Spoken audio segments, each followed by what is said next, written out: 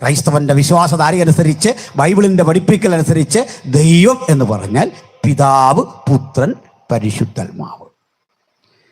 പിതാവില്ലാതിരുന്ന കാലമില്ല, ഇല്ലാതിരിക്കുന്ന കാലമില്ല. പുത്രൻ ഇല്ലാതിരുന്ന കാലമില്ല, ഇല്ലാതിരിക്കുന്ന കാലമില്ല. പരിശുദ്ധാത്മാവ് ഇല്ലാതിരുന്ന കാലമില്ല, ഇല്ലാതിരിക്കുന്ന കാലമില്ല. സമതുല്യരായി, സമനിത്യരായി പിതാവ്, പുത്രൻ, പരിശുദ്ധാത്മാവ്.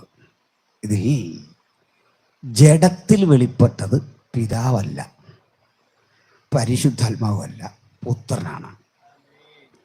സ്ഥലം, കാലം, പദാർത്ഥം ഇത് ബാധിക്കേണ്ടതില്ലാത്ത പുത്രൻ സ്ഥലത്തിനും കാലത്തിനും ആ പദാർത്ഥത്തിനും വിധേയനായ വ്യക്തിത്വത്തിൻ്റെ പേരാണ് കർത്താവായ യേശുക്രിസ്തു.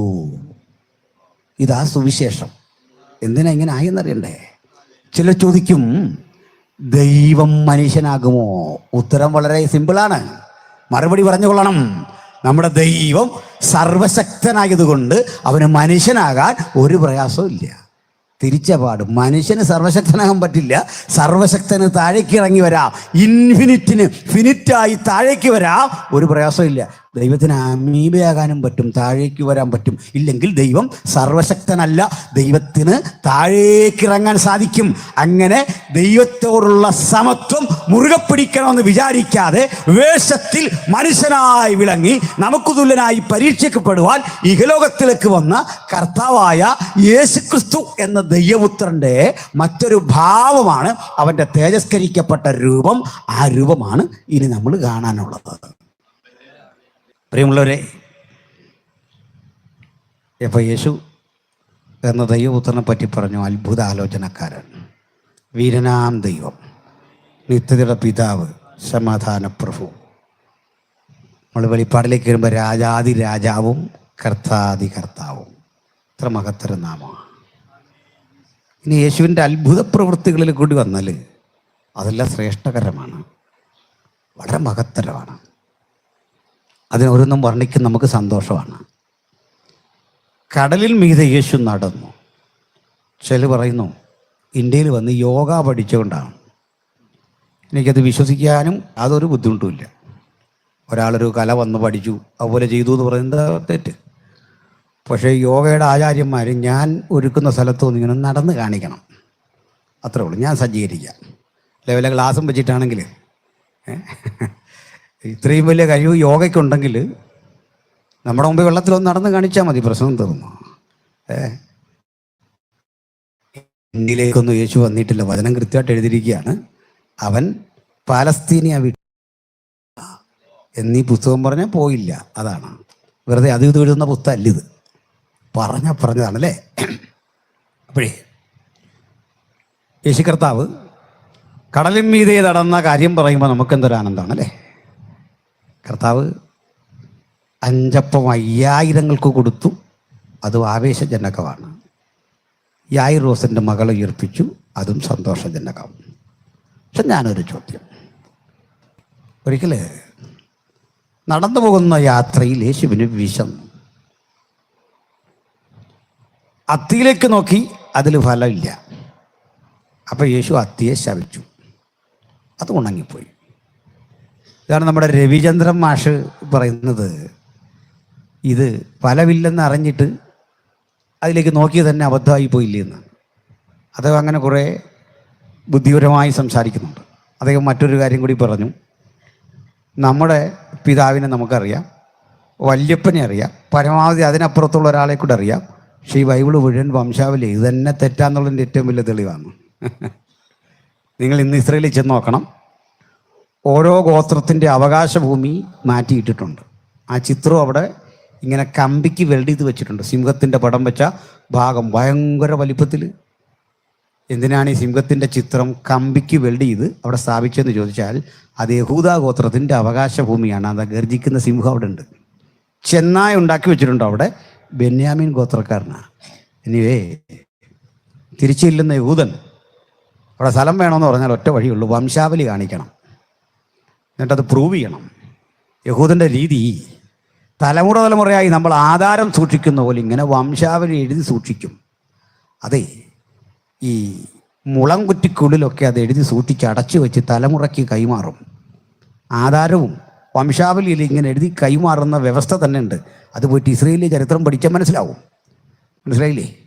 അടുത്തൊരു കാര്യമാണ് ഈ അത്തിയിൽ 12 മാസവും ഫലമുണ്ട്, 12 മാസവും. പക്ഷെ സീസൺ എന്ന് പറഞ്ഞാൽ ഓവർ പ്രൊഡക്ഷൻ്റെ സമയമാണ്, ഒത്തിരി ഫലമുള്ള സമയമാണ് അത് എന്ന് പറയുന്നത്. അപ്പോൾ ഈ സീസൺ അല്ലെങ്കിലും ഫലം കിട്ടും ചിലപ്പോൾ. അപ്പോൾ സൃഷ്ടാവ് സൃഷ്ടിയിലേക്ക് നോക്കുമ്പോൾ സൃഷ്ടിയുടെ ഉത്തരവാദിത്വം ഫലം കൊടുക്കണം. ഇനി വേണ്ടങ്ങൾ യേശുവിനൊരു മനുഷ്യനായിട്ടും കൂട്ടിക്കോ, വിശന്നപ്പോൾ ചൂടായി എന്ന് കൂട്ടിയാൽ മതി. എന്നാൽ നിങ്ങളൊന്ന് ചൂടായിട്ട് ഒരു വാഴയെങ്കിലും കരിക്കാൻ പറ്റുമോ? ഒരു പഴം ആഗ്രഹിച്ചു വാഴയിലേക്ക് നോക്കി, അതൊക്കെ ചുമ്മാ പറയുന്നത്. അപ്പോൾ ആദ്യത്തെ ശരിയാവുമോ? ഒരു സ്റ്റേറ്റ്മെൻ്റ് എടുത്താൽ നേരെ പാതി ശരിയും പാതി തെറ്റും. ഇതൊക്കെ എന്തോ തരം യുക്തിയാണെന്നൊന്നും ഒരു പിടിയില്ല. ഇവരെയൊക്കെ നമ്മൾ യുക്തിവാദികൾ എന്ന് വിളിക്കുന്നത്. കഷ്ടം. എനിക്ക് കൂടുതലൊന്നും പറയാനില്ല. ഞാൻ ആ വഴി ഒത്തിരി പോകുന്നില്ല, സമയക്കുറവുണ്ട്. ഒന്ന് പറഞ്ഞ് ബോധ്യപ്പെടുത്തട്ടെ. ഇവിടെ യേശു 5 അപ്പം 5000 പേർക്ക് കൊടുത്ത കാര്യം പറയുമ്പോൾ നമുക്കെല്ലാവരും ആവേശം സ്വാഭാവികമായിട്ട് വരും. എന്നാ യേശു വിശന്നു എന്ന് കേൾക്കുമ്പോൾ, ഈ അത്തി ഫലം കൊടുത്തില്ല എന്ന് പറയുമ്പോൾ നിങ്ങൾക്ക് എന്ത് തോന്നുന്നു? നിങ്ങൾക്ക് എന്തെങ്കിലും ചെയ്യാൻ തോന്നുന്നുണ്ടോ? എങ്കിൽ അതിപ്പോൾ ഇവിടെ നിന്ന് മനസ്സിൽ പറയണം. ഉറപ്പുണ്ടോ? 5 അപ്പം 5000 കൊടുക്കാൻ സന്നദ്ധനായി യേശു ഇവിടെ വന്നാൽ നിങ്ങൾ എങ്ങനെ പെരുമാറും എന്ന് ചോദിച്ചാൽ ഞാനും പെരുമാറുന്നത് അപ്പം വാങ്ങി കഴിക്കും. ബൈബിളിലുണ്ട് അങ്ങനെ. കർത്താവ് തന്നെ ഒരിക്കൽ പറഞ്ഞു, നിങ്ങളെല്ലാം ഇവിടെ വന്നത് അപ്പം കഴിക്കാനാണ്. ഞാനാണെ അന്നേരെ പോയത്. എൻ്റെ കർത്താവ് ഞാനതിനൊന്നും വന്നല്ല. ചുമ്മാ മനുഷ്യനെ ആക്ഷേപിക്കുന്ന വിധത്തിൽ സംസാരിക്കാതെ നമ്മളൊക്കെ പറയല്ലേ. സത്യത്തിൽ അപ്പം കഴിക്കാൻ വന്നതാണോ? കർത്താവ് കളിയാക്കിയാണോ? 100% അപ്പം കഴിക്കാൻ വന്നതാണ്. എന്താ കാര്യം എന്നറിയണ്ടേ? ഇത് യവത്തപ്പമാണ്. അത് വലിയ ടേസ്റ്റി സാധനമൊന്നുമല്ല. പക്ഷെ ഇതങ്ങോട്ട് കഴിച്ചപ്പോൾ ഇതുവരെ കിട്ടാത്തൊരു സ്വാദ്. രണ്ടാമത്തെ കാര്യം, ഇതങ്ങോട്ട് കഴിച്ചപ്പോൾ കണ്ണുകളുടെ തേജസ് അങ്ങോട്ട് വർദ്ധിക്കുന്നു. അതങ്ങോട്ട് കഴിച്ചപ്പോൾ ശരീരത്തിന് നല്ലൊരു ഉന്മേഷം. അതങ്ങോട്ട് കഴിച്ചപ്പോൾ നടുവിൻ്റെ വേദനയും ശരീരത്തിൻ്റെ രോഗങ്ങളൊക്കെ മാറി ആൾ നല്ല യൗവന പ്രസരിപ്പിലേക്ക് എത്തുന്ന ഒരപ്പത്തിൻ്റെ വിതരണം അവിടെ നടക്കുന്നു കേട്ടപ്പോൾ കേട്ടവർ പറയുക, ഒന്ന് വന്നു നോക്കാൻ. ആ അപ്പം കഴിക്കാനാണ് ഇവർ വന്ന്. ഒരു കാര്യം മനസ്സിലായോ? വചനം വേണ്ട, പിന്നെന്ത് വേണം? യേശു അന്നേ ആ പ്രോഗ്രാം അങ്ങ് നിർത്തി. അപ്പം മിറക്കിൾ നടക്കാത്തതിൻ്റെ കാര്യം മനസ്സിലായോ? നമ്മുടെ ആരെയും കുഴപ്പമില്ല, പിന്നെന്താണ്? നീ നോട്ടീസിൽ തന്നെ കാണുന്ന ഒരു അത്ഭുതം പ്രതീക്ഷിച്ചു വരാനാ, കാണത്തില്ല. എന്താ കാര്യം? ഇതിനല്ലെന്നേ സുവിശേഷം. അപ്പം കൊടുക്കാനല്ലെന്ന്, സാക്ഷാൽ ജീവന്റെ അപ്പമായവൻ നുറുങ്ങാൻ തുടങ്ങുക. അപ്പൊ കർത്താവിന് അത് വേണ്ട. പലർക്കും വേണ്ട എന്താ? അക്ഷരീക അപ്പം. കർത്താവ് പ്രോഗ്രാം നിർത്തി. നമ്മുടെയൊക്കെ ജീവിതത്തിൽ അത്ഭുതം നടക്കാത്ത എന്താ? നിങ്ങൾ ഇത് പ്രതീക്ഷിച്ച് വന്നിട്ട് ജീവന്റെ അപ്പത്തെ തള്ളുന്നു. ഇനി നമുക്ക് ജീവന്റെ അപ്പത്തെ ശ്രദ്ധിക്കാം. ഇത് അവന് വിശക്കുന്നു. എന്ത് ചെയ്യും നിങ്ങൾ? ഒരു മറുപടി പറയാമോ? നമുക്ക് പറയാം, കർത്താവേ, വിശന്നതെൻ്റെ ഗുരുവിനെങ്കിൽ എൻ്റെ പക്കൽ ഉത്തരം കണ്ടുപിടിക്കാതെ നിന്നെ ഞാൻ വിടില്ല. നമുക്ക് തിരിച്ചും ദൈവത്തിന് ചിലത് ചെയ്യാനാണ് ഇന്ന് രാത്രി ഇവിടെ വന്നിട്ടുള്ളത്. ആ തീരുമാനമെടുത്തേ പോകാവൂ. 5 അപ്പം തരുന്ന യേശുവിനെ സ്തുതിക്കുക മാത്രമല്ല, വിശന്നു നിൽക്കുന്നവനെ കണ്ടിട്ട് നിന്നെ ഉപേക്ഷിച്ചു പോകാതെ ഞാൻ നിന്റെ തൊട്ടരികിലുണ്ടാകും. യൈറോസിന്റെ മകളെ ഉയർപ്പിക്കുന്ന ഇടത്ത്, ലാസറിനെ ഉയർപ്പിക്കുന്ന ഇടത്ത് ഒരു വൻ ജനാവലി ആവേശഭരിതരായി നിൽക്കുമ്പോൾ ക്രൂശിന്റെ ചുവട്ടിൽ എത്ര പേരുണ്ട്? അവിടെ നിൽക്കാൻ മനസ്സുണ്ടോ? അവിടെ നിൽക്കാൻ മനസ്സുള്ളവർക്കുള്ളതാണ് സുവിശേഷം. അവർ മാത്രം പ്രസംഗിക്കേണ്ടതാണ് സുവിശേഷം.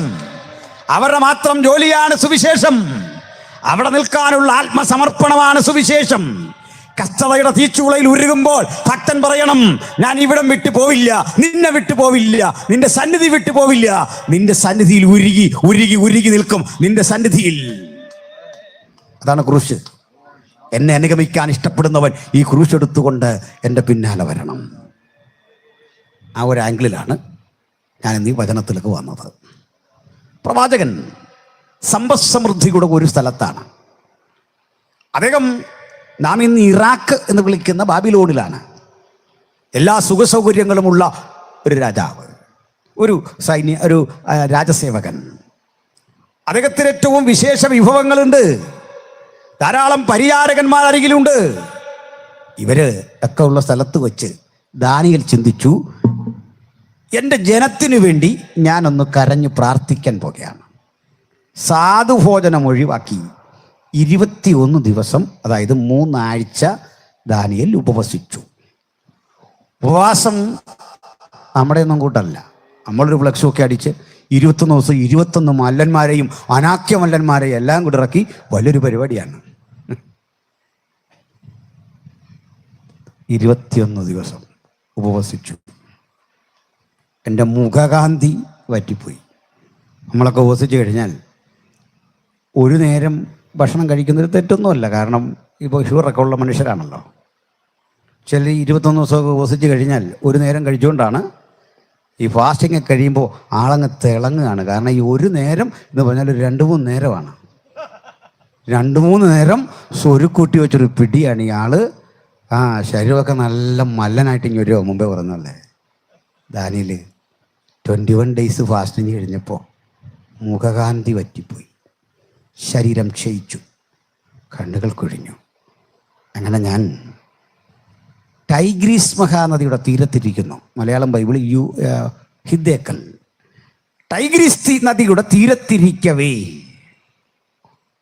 അരയിൽ ശണവസ്ത്രം ധരിച്ച് ഊഹാസ്തംഗം കൊണ്ട് തന്നെ അലങ്കരിച്ച് കളക്കിടാവിൻ്റെ കുളമ്പടി പോലെ താമ്രനിർമ്മിതമായ ഒരു കാലുകൾ ഒക്കെയുള്ള ഒരു വിശേഷ രൂപത്തെ ഞാൻ കണ്ടു. ആ സൗന്ദര്യ ദർശനം തേജസ്സിൽ അതെൻ്റെ അരികിലേക്ക് വരുന്നു. തേജസ്സാറുന്ന ആ രൂപം എൻ്റെ കൺമുമ്പിൽ വന്നപ്പോൾ എനിക്ക് ഭയം തട്ടി. ഞാൻ മരിച്ചവനെ പോലെ വീണു. അപ്പോൾ ഒരുവൻ തൻ്റെ വലങ്കരം നീട്ടി എന്നെ ഒന്ന് തൊട്ടിട്ട് പറഞ്ഞു, പ്രിയപുരുഷ ദാനിയേലേ, എഴുന്നേൽക്ക. നീ ഉപവസിച്ച നാൾ എന്നോ അന്ന് തന്നെ നിനക്കുള്ള ഉത്തരവുമായി ഞാൻ വന്നതാ. വരും വഴിക്ക് എൻ്റെ വഴി തടഞ്ഞുകൊണ്ട്, സന്ദേശത്തെത്താൻ വഴി തടഞ്ഞുകൊണ്ട് ഒരു പാഴ്സിപ്രഭു നിന്നു. ആ പാഴ്സിപ്രഭു നിൽക്കവേ നിന്റെ അരികിൽ കൊണ്ടെത്തിക്കാനുള്ള സന്ദേശം 21 ദിവസം താമസിക്കുമ്പോൾ പ്രധാന ദൂതനായ മിഖായേൽ എനിക്ക് തുണ നിന്നു.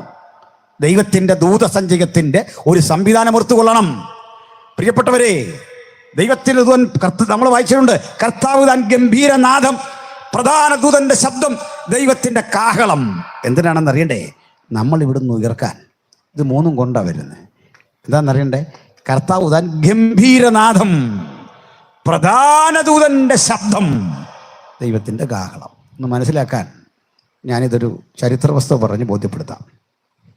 റോമില് ചക്രവർത്തി തിരുവനസ് എഴുന്നള്ളുമ്പോൾ 2-3 സിഗ്നലുകൾ കൊടുക്കും. നമ്മളെല്ലാം വഴിയിൽ നിന്ന് മാറി നിൽക്കണം. വഴിയിൽ നിന്ന് മാറി നിൽക്കുന്നത് രാജാവിൻ്റെ വഴി സുഗമമാക്കാനാണ്. വഴിയിൽ നിന്ന് മാറി നിൽക്കണം. അപ്പോൾ രാജാവ് അരികിലേക്ക് വരുമ്പോൾ പ്രധാന ദൂതൻ വിളിച്ചു പറയും, ഇതാ രാജാവ് വരുന്നു, ചക്രവർത്തി തിരുമനസ് വരുന്നു. ഇതിങ്ങോട്ട് പറയുമ്പോൾ ഇതിൻ്റെ തൊട്ടു മുമ്പിലെ തടസ്സങ്ങൾ നീക്കാൻ ഈ ആയുധം കൊണ്ട് ആളുകൾ ചാട്ടവാറുമൊക്കെ അടിച്ച് മനുഷ്യരെ ഇങ്ങനെ അങ്ങ് മാറ്റും. നമ്മളിപ്പോൾ ഈ പോലീസുകാർ മാറ്റുന്നല്ലോ, നമ്മുടെ വണ്ടിയെല്ലാം മാറ്റിയിട്ട് മന്ത്രിയും പി ഒക്കെ പോകാൻ അവസരം കൊടുക്കും പോലെ ഇങ്ങനെ അങ്ങ് മാറ്റും. അപ്പോൾ ഇത് ചിലത് കേൾക്കില്ല. കാരണം ഈ തിരക്കിനിടയ്ക്ക് ഇത് ശ്രദ്ധിക്കാതെ വരുമ്പോൾ അടി അവർക്ക് കിട്ടും, അത് അപകടമുണ്ടാകും. ഇത് ചക്രവർത്തിക്ക് എത്ര താല്പര്യമുള്ള കാര്യം, എത്ര മനുഷ്യരെ തകർക്കണം. അതുകൊണ്ട് ചക്രവർത്തി ഇങ്ങോട്ട് വരുമ്പോൾ ഈ വഴി തടയുന്ന ആളുകളെ മുൻകൂട്ടി പോയി ഒഴിവാക്കാൻ പാകത്തിന് ചില ദൂതന്മാരെ അയക്കും, തടസ്സത്തെ മുഴുവൻ നീക്കാൻ. ബൈബിളിൽ ഈ സാത്താൻ എന്നൊരു പദമുണ്ട്. ആ പദത്തിൻ്റെ അർത്ഥം തന്നെ തടസ്സമുണ്ടാക്കുന്നവൻ എന്നാണ്. സാത്താൻ. ഈ സാത്താൻ എന്ന പദമാണ് പഴയ നിയമത്തിലുള്ളത്, പുതിയ നിയമത്തിലുണ്ട്. പിശാച് എന്നൊരു പദം പഴയ നിയമത്തിലില്ല, പുതിയ നിയമത്തിലുള്ളൂ. ബിഷ എന്നറിയപ്പെടുന്ന ഒരു അരാമിക് പദത്തെ നമ്മൾ മലയാളീകരിച്ചതാണ് എങ്ങനെയാ? പിശാജ്. ശരിക്കും അരാമിക്ക് പറയുന്ന പേരാണ് ബിഷ. ആ ബിഷ എന്നുള്ളത് നമ്മൾ പറഞ്ഞ് പിശാജ് എന്നായി. അപ്പോൾ ഈ പിശാജ് എന്ന് പുതിയ നിയമത്തിലുള്ളൂ, പഴയ നിയമത്തിൽ സാത്താൻ. ആക്ച്വലി സാത്താൻ എന്നുള്ളത് മലയാള പദമല്ല, അത് ഹീബ്രു ആണ്, എബ്രായ പദമാണ്. അർത്ഥം എന്താണ്? തടസ്സം നിൽക്കുന്ന ആൾ. അപ്പോൾ എന്തിന് തടസ്സം നിൽക്കുക? നന്മയ്ക്ക്, ഉയർച്ചയ്ക്ക്, സന്ദേശം കേൾക്കുന്നതിന്, അഭിവൃദ്ധിപ്പെടുത്തുന്നതിന് തടസ്സം ഇങ്ങനെ നിൽക്കുമ്പോൾ ചക്രവർത്തി തിരുമനസിന്റെ സന്ദേശവാഹകൻ അതും കൊണ്ട് ഇങ്ങോട്ട് വരുമ്പോൾ ഇതാ ചക്രവർത്തി വരുന്നു, ചക്രവർത്തി വരുന്നു, അതിൻ്റെ ഒത്തിരി പിന്നിലാ ചക്രവർത്തി. ആ വരവിങ്ങോട്ട് വരുമ്പോൾ ഇതാ നിൽക്കുന്നു തടസ്സമിട്ടുകൊണ്ട് നിൽക്കുന്ന ഒരു ശക്തി. അവിടെ വചനം പറയാണ്, ഇത് കണ്ട് പ്രധാന ദൂതനായ മീഖായേൽ എനിക്ക് തുണ നിന്നു. മാറ്, ഇരുട്ടിൻ്റെ ശക്തികളെ നോക്കി പറഞ്ഞു, മാറ്. പ്രധാന ദൂതൻ ആയുധം കൊണ്ട് ഇത്തരം ശക്തികളെ മുഴുവൻ തകർത്തിട്ട് ഈ പ്രസിദ്ധമായ സന്ദേശം, ആ സന്ദേശവാഹകനെ മുമ്പോട്ടകച്ചപ്പോൾ ഇതാ ടൈഗ്രീസ് നദിയുടെ തീരത്ത് 21 ദിവസം ഉപവസിക്കുന്ന ഭക്തൻ ഓർത്തു, ഞാൻ ഉപവസിച്ചു, പ്രാർത്ഥിച്ചു, കണ്ണീരൊഴുക്കി, ഒരു മറുപടിയുമില്ല. ഓരോ ദിവസവും മറുപടി കാത്ത് ദുഃഖിച്ച് ക്ഷീണിച്ചിരിക്കവേ ഇതുവരെ കാണാത്ത ഒരു കാഴ്ചയ്ക്ക് കണ്ണു തുറന്നെങ്കിൽ, നാളുകളായി പ്രാർത്ഥിക്കുന്ന ദൈവമക്കളുടെ പ്രാർത്ഥനാ വിഷയത്തിൽ എനിക്ക് മറുപടിയില്ലേ എന്ന് ചോദിക്കുമ്പോൾ ഒന്ന് ഉറപ്പാക്കണം, അവൻ കേൾപ്പാൻ കഴിയാതെ വണ്ണം കാതുകൾ മന്ദമാക്കിയിരിക്കുന്ന ദൈവമല്ല, പ്രവർത്തിക്കാൻ കഴിയാതെ വണ്ണം കൈകൾ കുറുകിയിരിക്കുന്ന ദൈവമല്ല. അവന്റെ പ്രവൃത്തി മഹത്തരവും അഗോചരവും തേജസ്സേറിയതുമാണ്. ഇതാ ഒരു ദൂതൻ, മിന്നിത്തിളങ്ങുന്ന ആ ദൂതന്റെ സാന്നിധ്യം എന്നെ ഭയപ്പെടുത്തി. ഈ രാത്രി വിശ്വസിക്കുന്നവർക്ക് ഒരു ആത്മീയ ഭയം ജീവിതത്തിലേക്ക് വരട്ടെ.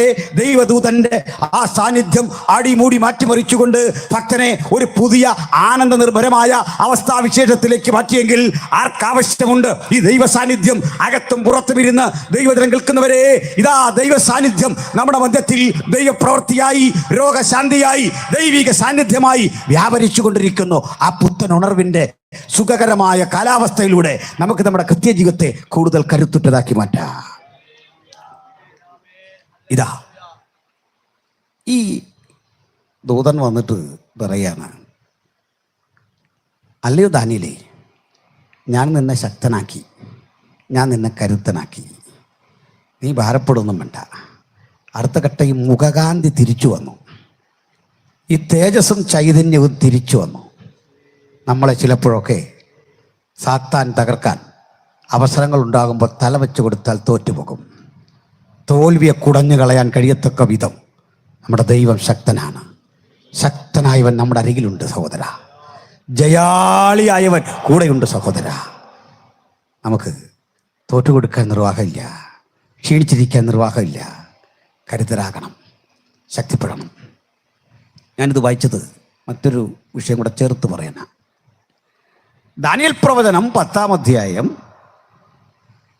വളരെ സവിശേഷതയുള്ളതാണ്. അതിൻ്റെ ഉള്ളടക്കം ശക്തനായൊരു ദൂതൻ്റെ സാന്നിധ്യമാണെങ്കിൽ, വെളിപ്പാട് പുസ്തകം 10-ാം അധ്യായവും ഇതുപോലെ തന്നെയാണ്, ഒരു ദൂതൻ്റെ സാന്നിധ്യമാണ്. അത് കൂടി വായിച്ചുകൊണ്ട് നമ്മുടെ വിശദീകരണം തുടരാം. വെളിപ്പാട് 10 മൈക്കിലൂടെ വായിക്കണം. വെളിപ്പാട് 10:1 മുതൽ.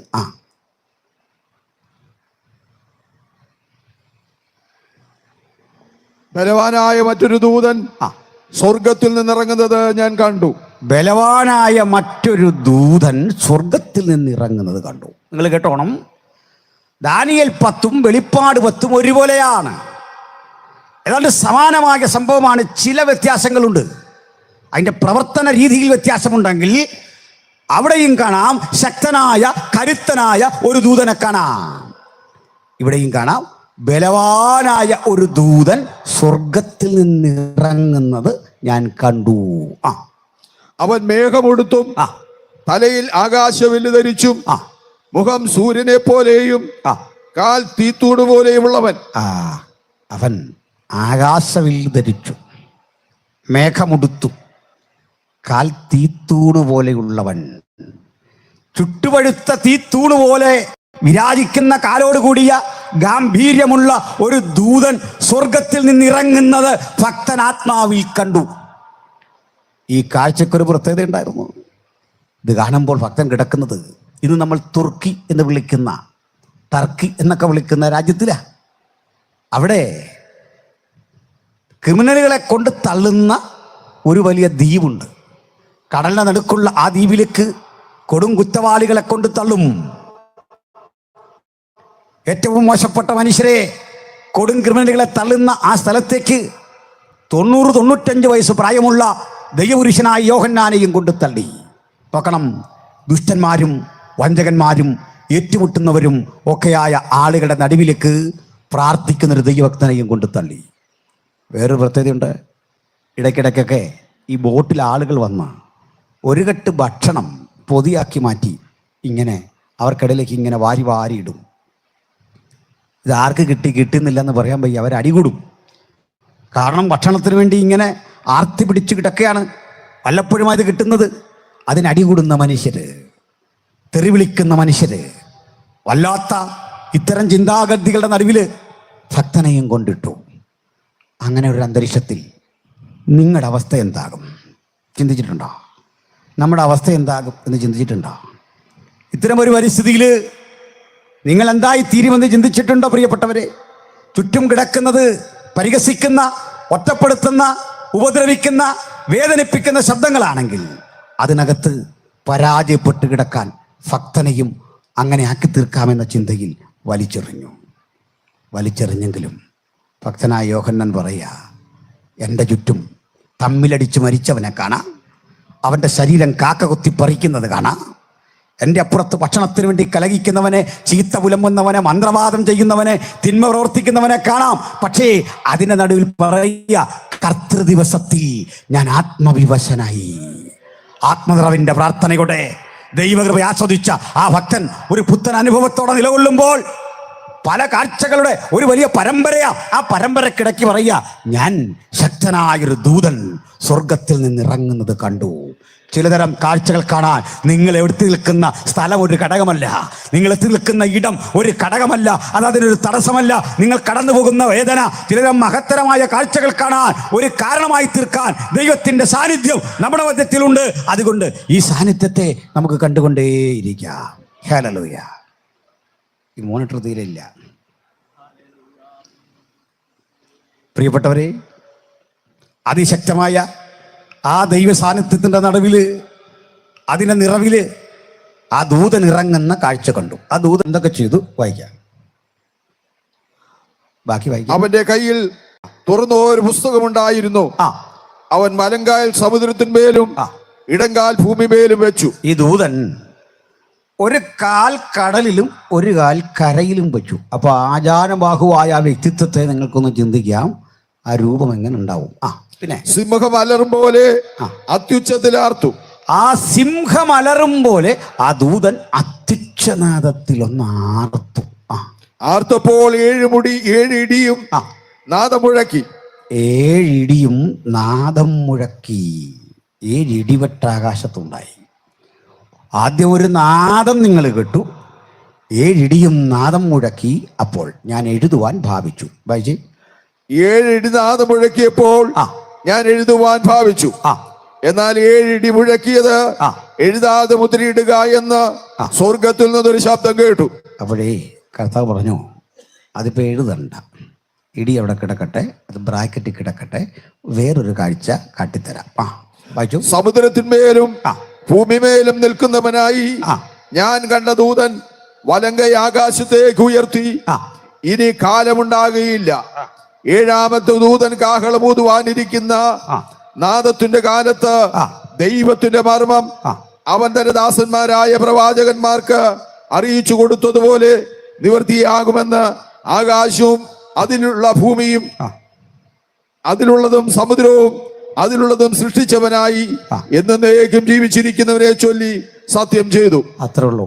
അതായത് 7ാമത്തെ ദൂതൻ തൻ്റെ കാഹളമൂതുവാനിരിക്കുന്ന നാദത്തിന്റെ കാലത്ത് അവൻ തൻ്റെ ദാസന്മാരായ പ്രവാചകന്മാർക്ക് അറിയിച്ചു കൊടുത്തതുപോലെ അവിടുത്തെ മർമ്മം നിവൃത്തിയാകും എന്ന് ആണയിട്ടു. സത്യം ചെയ്തു. സത്യം ചെയ്ത് എന്തിനാണെന്നറിയണ്ടേ? ആകാശവും അതിലുള്ളതൊക്കെയും സൃഷ്ടിച്ചവൻ, ഭൂമിയും അതിലുള്ളതൊക്കെയും സൃഷ്ടിച്ചവൻ, സമുദ്രവും അതിലുള്ളതിലൊക്കെയും സൃഷ്ടിച്ചവനെ ചൊല്ലി പറഞ്ഞ കാര്യം, ഇനി കാലമുണ്ടാകയില്ല. ഇനി കാലമില്ല. അവിടെയാണ് നമ്മുടെ വിശദീകരണം കിടക്കുന്നത്, ശ്രദ്ധിക്കണം. കാലം അഥവാ സമയം, ഈ പദം നമ്മൾ കേട്ടിട്ടുണ്ട്. എന്താ ഈ കാലം അല്ലെങ്കിൽ സമയം എന്ന് പറഞ്ഞാൽ എന്താ? ഈ സമയം എന്നതിനൊരു നിർവചനം പറയുക പ്രയാസമാണ്. ഒറ്റ വാക്കിൽ വേണമെങ്കിൽ ഇങ്ങനെ പറയാം: സംഭവങ്ങളെ ഉൾക്കൊള്ളുന്നത് എന്തോ അതാണ് സമയം. സംഭവങ്ങളില്ലെങ്കിൽ സമയം കാൽക്കുലേറ്റ് ചെയ്യാൻ വയ്യ. തന്നെയല്ല, സമയം എന്നൊരു ചിന്ത ആപേക്ഷികമാണ്. അത് ഞാനിന്ന് വ്യക്തമാക്കാം. ഭൂമിയോട് ഏറ്റവും അടുത്ത നക്ഷത്രത്തിലേക്ക് പോകാൻ മനുഷ്യന് 33 പ്രകാശവർഷം വേണം. പ്രകാശവർഷം എന്ന് പറഞ്ഞാൽ പ്രകാശം ഒരു സെക്കൻഡിൽ സഞ്ചരിക്കുന്ന ദൂരം.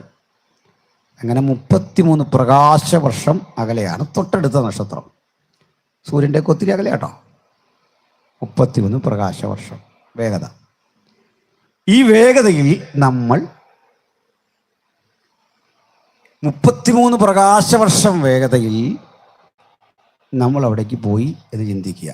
ഇങ്ങനെ ഒരു വാഹനമൊന്നും കണ്ടുപിടിച്ചിട്ടില്ല, സാധ്യതയും വളരെ വിരളമാണ്. ആ വേഗത്തിലൊന്നും മനുഷ്യനോട് ചെല്ലാൻ പറ്റില്ലായിരിക്കാം. പറ്റുമെന്നൊന്നും പറയാൻ ഇപ്പോഴത്തെ സാഹചര്യത്തിൽ വയ്യ. അപ്പോൾ എന്ത് സംഭവിക്കുമെന്ന് പറയാം. നമ്മളുടെ മോഹൻദാസ് പാസ്റ്റർക്ക്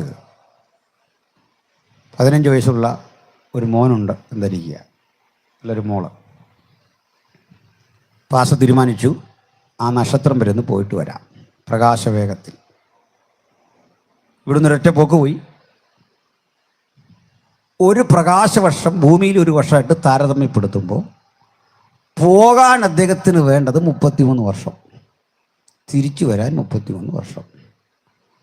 അപ്പോഴേക്ക് അദ്ദേഹത്തിൻ്റെ 15 വയസ്സുള്ള കുഞ്ഞിൻ്റെ പ്രായം 75 വയസ്സാവും. പാസ്റ്റർ വന്നിറങ്ങി പോയിട്ടിങ്ങ് വന്നു. ഇവിടെ വരുമ്പോൾ ഒരു പ്രത്യേകത കണ്ട് പാസ്റ്റർക്ക് ഒരു വ്യത്യാസവും വരത്തില്ല. പക്ഷേ 75 വയസ്സുള്ളൊരു കാരണവർ മുറ്റത്ത് നിൽക്കുന്നു. ആരാന്നറിയണ്ടേ? ഇവിടെ +2 ചേർത്തിട്ട് പോയ മോനാണ് ഈ രൂപത്തിൽ നിൽക്കുന്നത്. പാസ്റ്റർക്കൊന്നും പറ്റാഞ്ഞ എന്താണെന്നറിയണ്ടേ? കാലം ബാധിച്ചില്ലെന്ന്. ടൈം ബാധിച്ചില്ലെങ്കിൽ മനുഷ്യൻ മരിക്കത്തോലുമില്ല. ടൈം ബാധിക്കുമ്പോഴാണ് നമ്മൾ മരിക്കുന്നതും പ്രായമാകുന്നതൊക്കെ. എപ്പോഴാണ്? കാലം നമ്മളെ ബാധിക്കും. അങ്ങനെയാണ്. ഞാൻ പാസ്റ്റർ ജോസഫ് കുര്യനെ കാണുമ്പോൾ ഹിമത്തെ പോലെ വെളുത്ത ഈ മുടിയൊന്നും അല്ല കണ്ട, നല്ല കറുത്ത തലമുടി. സൗണ്ടൊക്കെ അന്നും ഇതുപോലൊക്കെ തന്നെയാണ്, മാറ്റമൊന്നുമില്ലല്ലേ? ഒരല്പം കൂടെ ഷാർപ്പായെങ്കിലും ഉള്ളൂ. അപ്പോൾ ഞാൻ അദ്ദേഹത്തെ കണ്ടു പറഞ്ഞു വെച്ചാൽ ആപ്പാടെ നിറച്ചല്ലോ, ക്ഷീണിച്ചല്ലോ എന്ന് ചോദിച്ചു പോയാൽ എൻ്റെ അർത്ഥം ഇത്രയേ ഉള്ളൂ: അദ്ദേഹത്തിന് കാലം ബാധിച്ചു. അതാ കാര്യം. അപ്പോൾ അദ്ദേഹത്തിന് സങ്കടം വരും. കാരണം പ്രായമായല്ലോ എന്നൊക്കെ പറയുമ്പോൾ ഏതൊരാൾക്കൊരു സങ്കടം വരികയല്ലേ.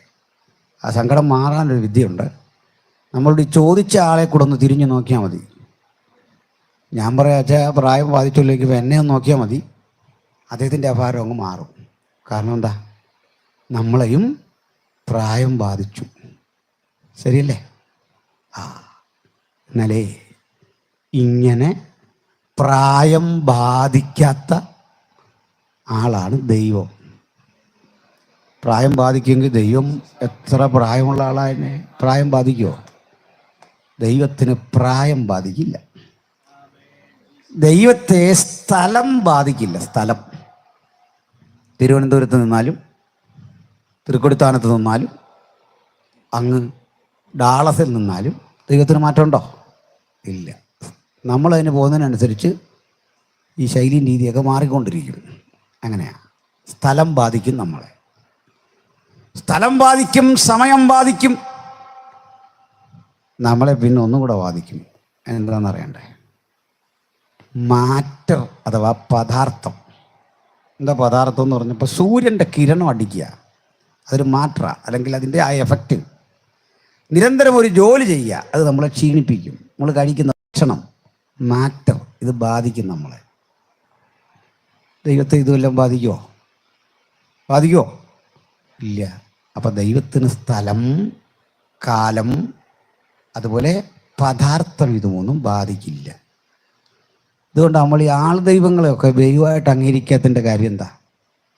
നമ്മളെ കണ്ടു കാലത്തെ ഊർജ്ജസ്വലതയൊന്നുമില്ല, സോഡ ഗ്ലാസ്സും ഒക്കെ വെച്ച് തുടങ്ങി, വായിക്കാൻ വലിയ പാട്. കുറേ കഴിഞ്ഞ് നമ്മളെപ്പോലെ അവരും പിച്ചും പെയ്യൊക്കെ പറഞ്ഞു തുടങ്ങും. അപ്പോഴേക്ക് പുറത്തോട്ടൊന്നും നമുക്ക് ദർശനം തരത്തില്ല, അവിടെ കയറി. അതുകൊണ്ട് അതല്ല വിഷയം. നമ്മളും അതുപോലൊക്കെ തന്നെ, വ്യത്യാസമൊന്നുമില്ല. പിന്നെന്താ അടുത്ത വിഷയം? ഇത്തരം ആളുകളൊക്കെ ഈ ഐക്യരാഷ്ട്രസഭയിൽ ചെന്ന് പ്രത്യക്ഷപ്പെടുകയല്ല, നിങ്ങൾക്ക് സമാധാനം എന്ന് പറഞ്ഞ് വിത്തി വിളിച്ച് ഇങ്ങനെ ചെല്ലുകയല്ല, മറിച്ച് ഇവിടുന്ന് എയർപോർട്ട് വഴി കയറി ഇമിഗ്രേഷൻ ക്ലിയറൻസ് ഒക്കെ നടത്തി നമ്മൾ പറക്കുന്ന പോലെ പറന്നവിടെ ചെല്ലുക. ദൈവമാണെങ്കിൽ അവിടെ പ്രത്യക്ഷപ്പെടും. അവിടെ നിൽക്കുമ്പോൾ ഇവിടെ കാണണം, ഇവിടെ അപ്പം ചുരുക്കി പറഞ്ഞാൽ, ഒരാളെ പ്രായം ബാധിച്ചാൽ, ഒരാളെ സ്ഥലം ബാധിച്ചാൽ, ഒരാളെ പദാർത്ഥം ബാധിച്ചാൽ, he will not be god, he can be god. അത് ദൈവമാകാൻ കഴിയില്ല. ശരിയാണോ? ശരിയാണ്. അങ്ങനെയെങ്കിൽ ഇനി പിണങ്ങരുത്. യേശു ക്രിസ്തുവിനെ ഇത് വല്ലതും ബാധിച്ചോ? സ്ഥലം ബാധിച്ചോ? സ്ഥലം ബാധിച്ചില്ല പിന്നെ ബേഥലേമിൽ ജനിച്ചു എന്ന് ഞാൻ പറഞ്ഞുകൊണ്ടിരുന്നത്. പ്രായം ബാധിച്ചോ? ബാധിച്ചില്ലേ? 33.5 തിരുവയസ്സെന്നൊക്കെ നമ്മൾ സ്ഥാനപ്പെടുത്തുമ്പോൾ പറയില്ലേ, ബാധിച്ചോ? ബാധിച്ചു. പദാർത്ഥം ബാധിച്ചു, അതല്ലേ വിശന്നത്, ക്രൂശിൽ അടിച്ചപ്പോൾ കരഞ്ഞത്. അപ്പം എങ്ങനെ നോക്കും? ദൈവമാണോ യേശു? ദൈവമാകുമോ? ഞാൻ തന്നെ പറഞ്ഞു, ഇതൊക്കെ ബാധിച്ചാൽ ഒരാൾ ദൈവമാകില്ല. ഇത് ബാധിച്ചാൽ ദൈവം എന്ന് പറയാനാവില്ല, മനുഷ്യനാണ്. അപ്പം പിന്നെ എങ്ങനെ അതെങ്ങനെ പൂരിപ്പിക്കാം? ഇപ്പം എന്നോട് ചോദിക്കുക, യേശു ആര്, ദൈവമാണോ? ഞാൻ പറയാം അതെ, 100%. എങ്കിൽ പിന്നെ ഇതെങ്ങനെ പറയാ? പിതാവ്, പുത്രൻ, പരിശുദ്ധാത്മാവ്, ഇതാണ് മനുഷ്യനെ സംബന്ധിച്ചിടത്തോളം ദൈവം.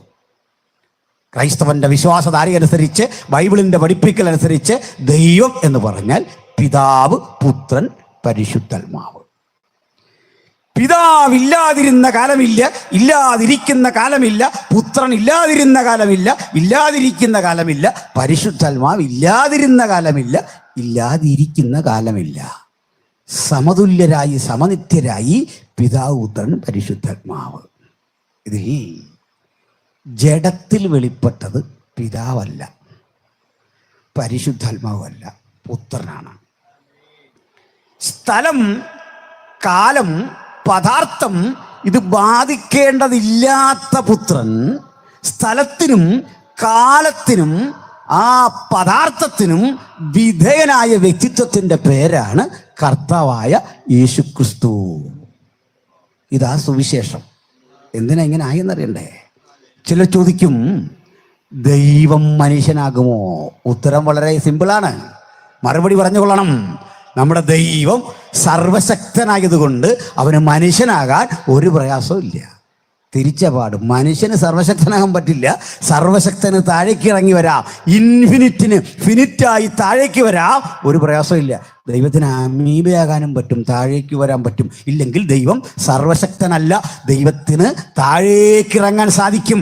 അങ്ങനെ ദൈവത്തോടുള്ള സമത്വം മുറുകെ പിടിക്കണമെന്ന് വിചാരിക്കാതെ വേഷത്തിൽ മനുഷ്യനായി വിളങ്ങി നമുക്ക് തുല്യനായി പരീക്ഷിക്കപ്പെടുവാൻ ഇഹലോകത്തിലേക്ക് വന്ന കർത്താവായ യേശുക്രിസ്തു എന്ന ദൈവപുത്രന്റെ മറ്റൊരു ഭാവമാണ് അവൻ്റെ തേജസ്കരിക്കപ്പെട്ട രൂപം. ആ രൂപമാണ് ഇനി നമ്മൾ കാണാനുള്ളത്. അതിനെ ഈ ദാനിയേലും വെളിപ്പാടും വായിച്ചു നിർത്തുകയാണ്. എന്നാൽ സുവിശേഷത്തിൻ്റെ സുപ്രധാനമായ കാര്യം ഇതല്ല, അതായത് അവൻ്റെ മഹത്വപൂർണമായ അവസ്ഥയല്ല. അതുകൂടി ഒന്ന് വിശദീകരിച്ചിട്ട് ഞാൻ അതിലേക്ക് വരാം. നിങ്ങൾക്ക് മനസ്സിലാകുന്നുണ്ട് എന്ന് കരുതുന്നു. പ്രിയപ്പെട്ടവരെ,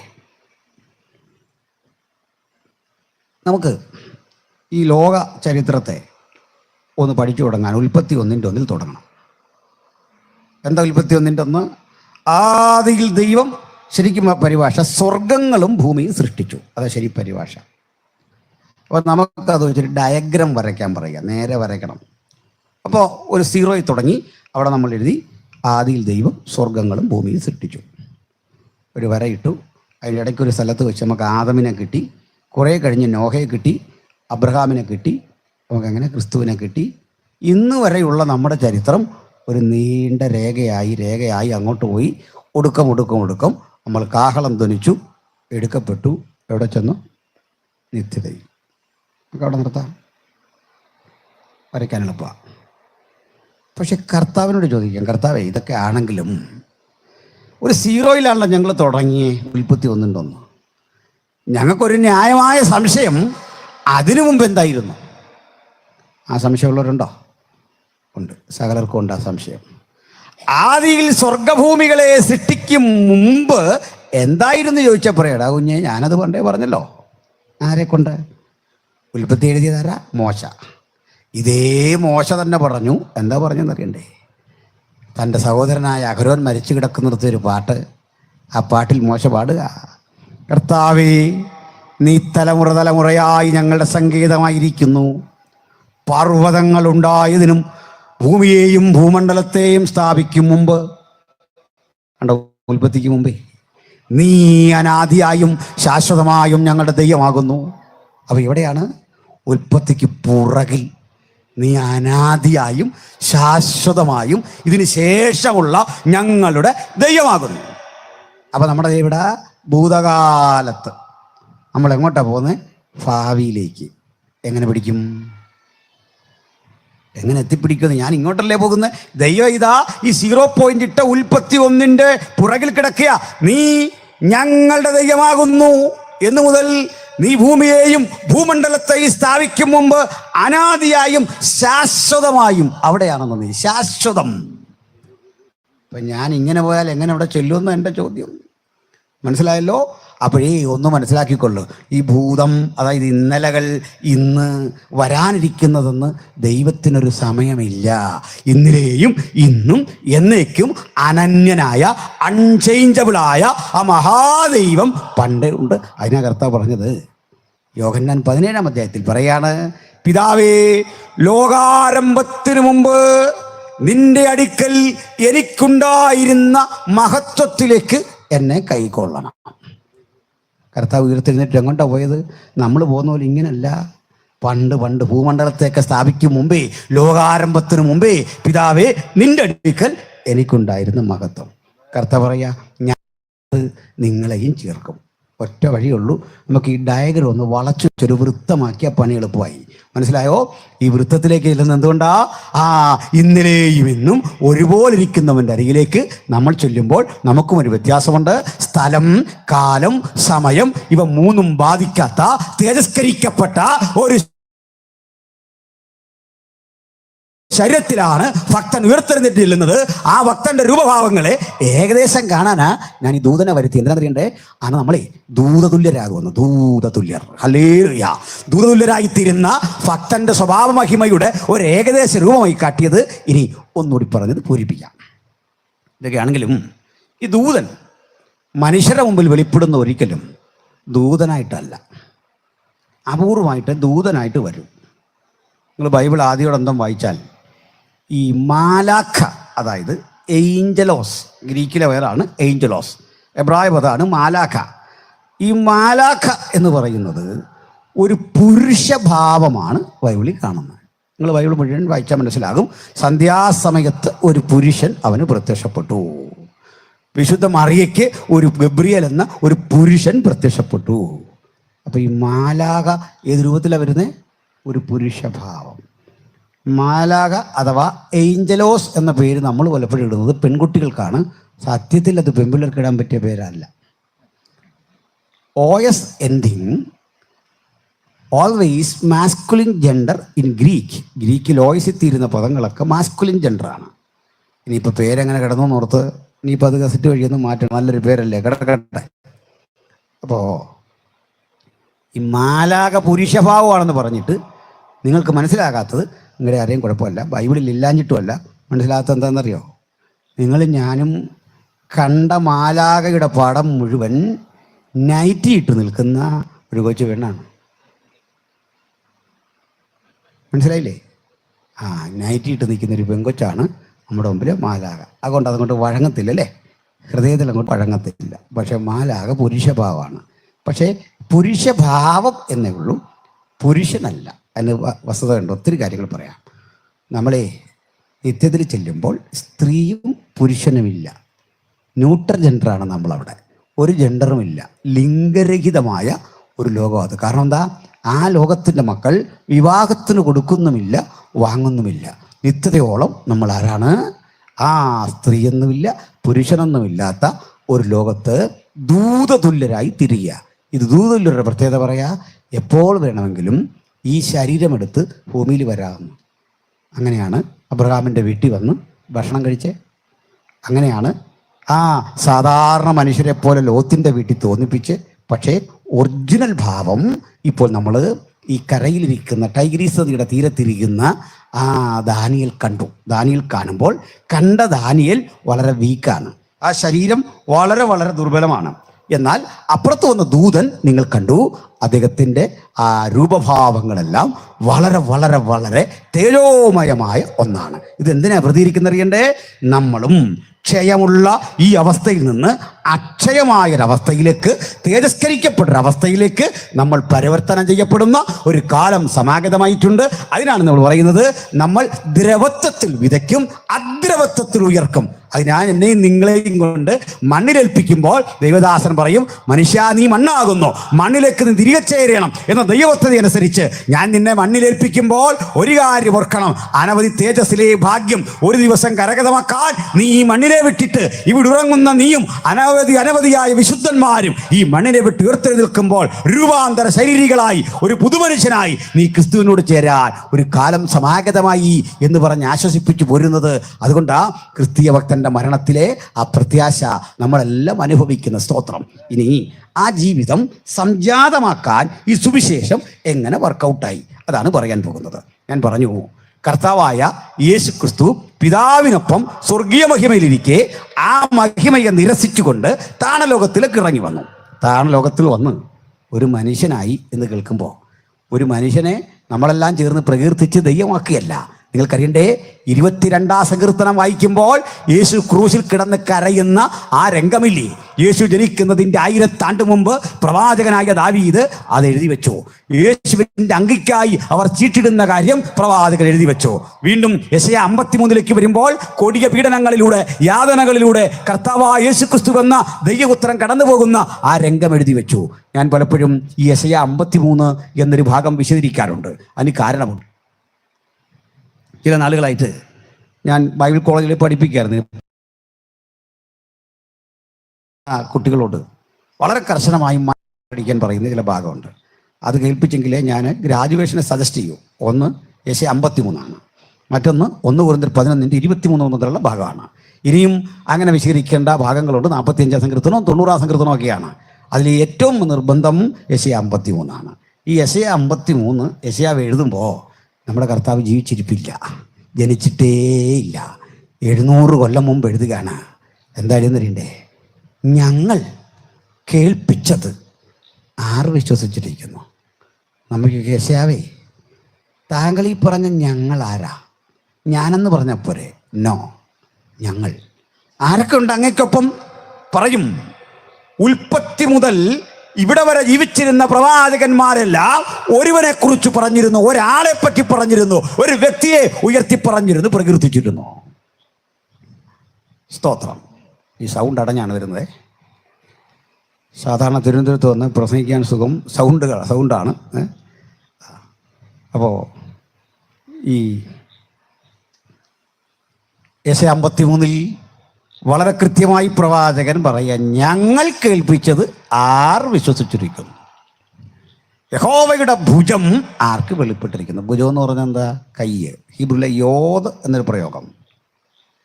യഹോവയുടെ ഭുജം എന്ന് പറഞ്ഞിട്ട് പിന്നെ ഈ കൈ എന്നൊരു പദം കാണുന്നില്ല. പിന്നെ കാണുന്ന വേറൊരു പദം അവൻ. കയ്യെ പേഴ്സോണിഫൈ ചെയ്യുന്നു, മനുഷ്യവൽക്കരിക്കുന്നു. കയ്യ് എന്ന് പറഞ്ഞ ആ പദം പിൻവലിക്കുമെന്നല്ല, അത് കാണാതെ മറ്റൊരു പദം പറയുന്നത്, ഞങ്ങൾ കേൾപ്പിച്ചത് ആർ വിശ്വസിച്ചിരിക്കുന്നു. യഹോവയുടെ ഭുജമാർക്ക് വെളിപ്പെട്ടിരിക്കുന്നു. അവൻ ഇളയ തൈ പോലെയും വരണ്ട നിലത്ത് നിന്ന് വേർമുളയ്ക്കുന്നത് പോലെയും അവൻ്റെ മുമ്പാകെ വളരും. അവന് രൂപഗുണമില്ല, കോമളത്വമില്ല. കണ്ടാൽ ആഗ്രഹിക്കത്തക്ക സൗന്ദര്യവുമില്ല. അവൻ മനുഷ്യരാൽ അടിക്കപ്പെട്ടും നിന്ദിക്കപ്പെട്ടും ത്യജിക്കപ്പെട്ടും വ്യസനപാത്രമായും രോഗം ശീലിച്ചവനായും ഇരുന്നു. അവനെ കാണുന്നവർ മുഖം മറച്ചു കളയത്തക്കവണ്ണം അവൻ നിന്ദിതനായിരുന്നു. നാമോ ദൈവവനെ ആദരിച്ചതുമില്ല എന്ന് വിചാരിച്ചു.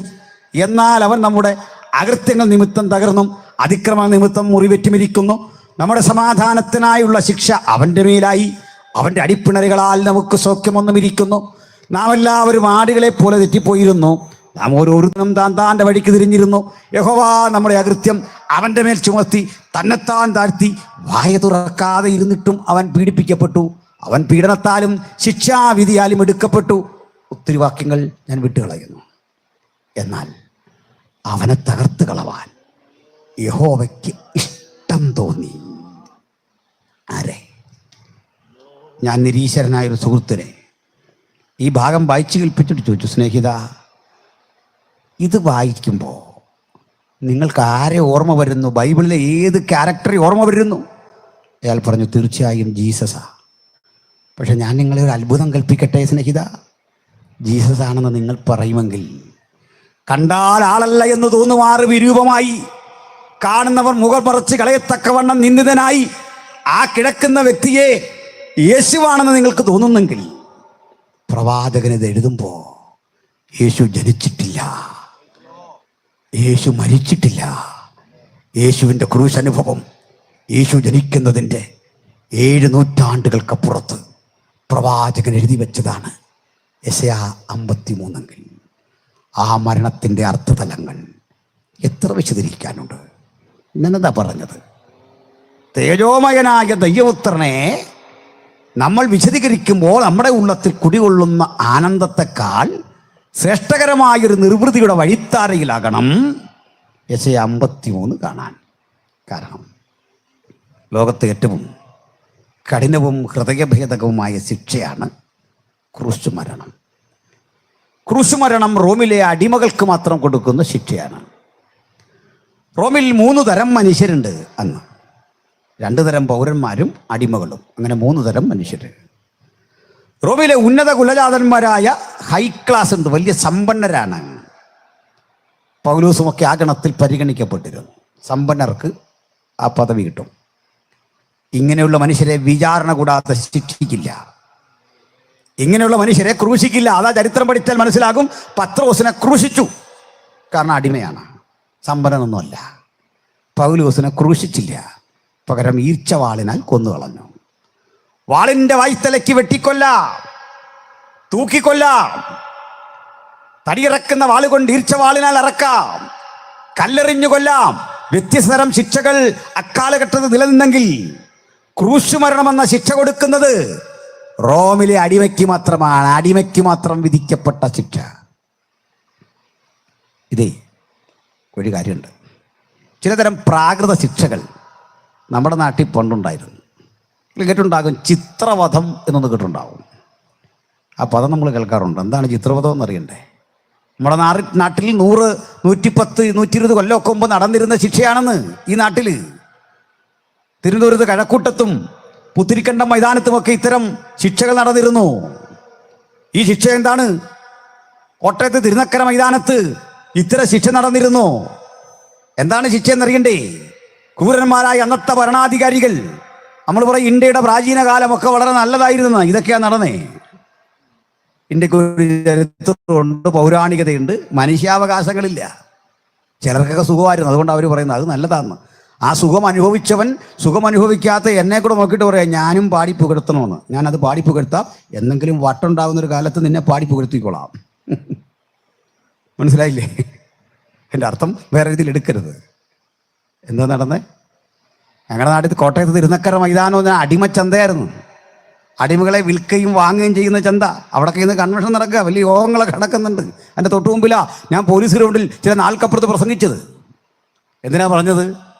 പ്രിയപ്പെട്ടവരെ, ഒരു ചിത്രക്കൂട്, അഴിയാണത് മുഴുവൻ. അതിനകത്തേക്ക് മനുഷ്യനെ പിടിച്ചൊരു മനുഷ്യൻ്റെ രൂപമുള്ളൊരു കൂട്, പക്ഷിയൊക്കെ ഇടുന്നതൊരു കൂട്, മനുഷ്യൻ്റെ രൂപ, കൈയും കാലും ഒക്കെ ഉണ്ട്. എന്നിട്ടേ മുകളിലൊരു കൊളുത്ത് മനുഷ്യനെ ഇങ്ങനെ അവിടെ ഇട്ടേക്കും. അതിനെന്താ കുഴപ്പം? കുഴപ്പം എന്താണെന്ന് പറയാം. ഇങ്ങനെ കെട്ടി തൂക്കിട്ടിരിക്കുന്ന മനുഷ്യനെ ഒരു കൂട്ടിനകത്ത് കിടക്കുക, ദാഹം, വിശപ്പ്, വെയിൽ, മഴ ഇതെല്ലാം സഹിച്ച് അവിടെ കിടക്കണം. ദിനകൃത്യങ്ങൾ അതിനകത്ത് ഭക്ഷണമില്ല. അങ്ങനെ കിടന്ന് എല്ലും കോലവുമായി മരിക്കും. അതിനു മുമ്പ് പക്ഷികൾ വന്ന് കൊത്തിപ്പറിക്കും, കാക്കകൾ വന്ന് കൊത്തിപ്പറിക്കും. ഈ നാട്ടിൽ മനുഷ്യനെ ചെയ്ത ഹീനകൃത്യം ഇത്. പിന്നെയും കൊണ്ട് കുറ്റകൃത്യങ്ങളുടെ പേരിൽ പിടിക്കപ്പെടുന്ന നിരപരാധികളെ കൊണ്ടുവന്ന് കുറ്റകൃത്യം അവൻ്റെ മീതെ വെറുതെ അടിച്ചേൽപ്പിച്ചിട്ട് ചുട്ടുപഴുത്ത ഇരുമ്പ് ദണ്ടുകളിൽ അവനെ ഇരുത്തും. ചുട്ടുപഴുത്ത മുനയുള്ള ഇരുമ്പ് ദണ്ടിൽ മനുഷ്യനെ നഗ്നനാക്കി ഇരുത്തുക. ദണ്ഡശിക്ഷ എന്നതിന് പറയാം, ദണ്ഡശിക്ഷ. ഓരോ പ്രാകൃത ശിക്ഷകളുണ്ട്. കേസ് കളിക്കുന്ന CBI കൊണ്ടൊന്നുമല്ല. കേസ് കളിക്കുന്ന രീതി കേൾക്കണ്ടേ? കുടത്തിലടച്ച വിഷപ്പാമ്പ്, അതിനകത്തേക്കൊരു നാണയമോ മോതിരമോ ഇട്ടിട്ട് പറയും, നീ സത്യസന്ധനെങ്കിൽ ഒരു പാമ്പിനും നിന്നെ കടിക്കാൻ പറ്റിയല്ല, നീ കൈയിട്ട് ആ മോതിരം എടുക്കണം. നോക്കണേ, ഞാൻ വല്ലതുവാണെങ്കിൽ പറയാം, ആദ്യം സാറ് തന്നെ ഒന്ന് കൈയിട്ട് കാണിക്കും, സാറ് സത്യസന്ധനാണല്ലോ അന്ന് പറഞ്ഞ അകത്തു എന്ന് പറയാം. കാരണം എന്താ? അതാ ജനാധിപത്യം. മനസ്സിലായി? ഇന്ത്യയോട് എനിക്ക് സ്നേഹമുണ്ട്. ഇന്ത്യ എന്ന മഹാരാജ്യത്തിൽ എനിക്ക് ഇന്ത്യയോടാണ് സ്നേഹം. ലോകരാജ്യങ്ങളിൽ ഇന്ത്യ മാത്രമാണ് നമ്മുടെ ഏറ്റവും ശ്രേഷ്ഠകരമായ രാജ്യമെന്ന കാര്യത്തിൽ അഭിമാനിക്കാൻ കാരണമുണ്ട്. എന്താണെന്നറിയണ്ടേ? ഞാൻ കഴിഞ്ഞ ദിവസം ഇടത്ത് പറഞ്ഞു, നമ്മുടെ തൊട്ടടുത്ത രാജ്യമെല്ലാം മതങ്ങളാണ് ഭരിക്കുന്നത്. ലങ്ക ഭരിക്കുന്നത് ബുദ്ധമതമാണ്, പാകിസ്ഥാൻ ഭരിക്കുന്നത് ഇസ്ലാം മതമാണ്, ചൈന ഭരിക്കുന്ന ബുദ്ധമതമാണ്. ഈ മതങ്ങൾക്കല്ല, ഈ രാജ്യങ്ങൾക്കല്ല ഒരു മതമാണ്. നമുക്ക് മതേതരത്വമാണ്. ഒരു മതത്തിൻ്റെ അല്ല ഇന്ത്യ, എല്ലാവരുടെയും കൂടെയാണ്. മതം ഇല്ലാത്തവൻ്റെയും കൂടെ ഇന്ത്യ, നിരീശ്വരൻ്റെയും കൂടെ ഇന്ത്യ.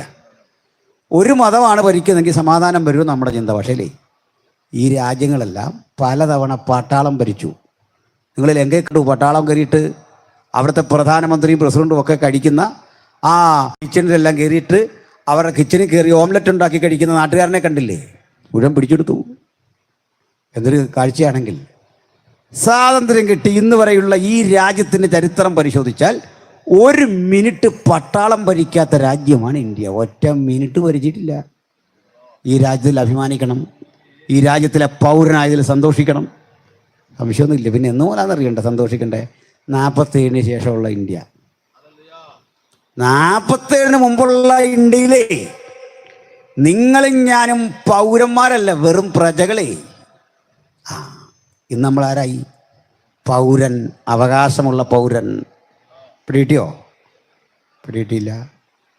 കഴിഞ്ഞ ഇടയ്ക്ക് ഈ പന്തളം വഴി ഇങ്ങോട്ട് വരികയാണ്. ഇപ്പം എന്നെ പ്രസംഗത്തിന് വിളിച്ച ഒരു കൂട്ടുകാരൻ, ഒരു പാസ്റ്ററുണ്ട്.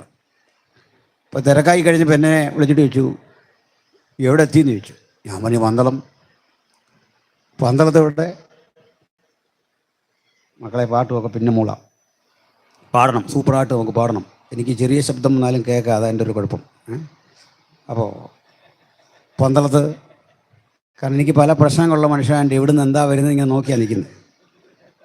അപ്പോൾ ഉണ്ട് പന്തളത്തെ വിടാന്ന് ചോദിച്ചു. ഞാൻ പറഞ്ഞു, ഞാനിപ്പോൾ ശശിയുടെ വീടിൻ്റെ ഫ്രണ്ടിലുണ്ടെന്ന് പറഞ്ഞു. ശശി അറിയത്തില്ലേ? കേട്ടിട്ട് അവസാനം ഞാൻ പറഞ്ഞു, പന്തളം രാജാവിൻ്റെ പേരാ ശശി. പണ്ടാണ് ഞാൻ തിരുമനസേന്ന് വിളിക്കണം. ശശിന്ന് എനിക്ക് വാതറൊന്ന് വിളിക്കാൻ അവകാശം കിട്ടിയ എന്താ കാര്യം തരണ്ടേ? അതിൻ്റെ പേരാ ജനാധിപത്യം. പിടികിട്ടിയോ? ആദരനായ നരേന്ദ്രമോദിയോട്, പിണറായി വിജയൻ സാറിനോട്, വി.ഡി. സതീശനോടൊക്കെ നമുക്ക് ബഹുമാനമാണ്.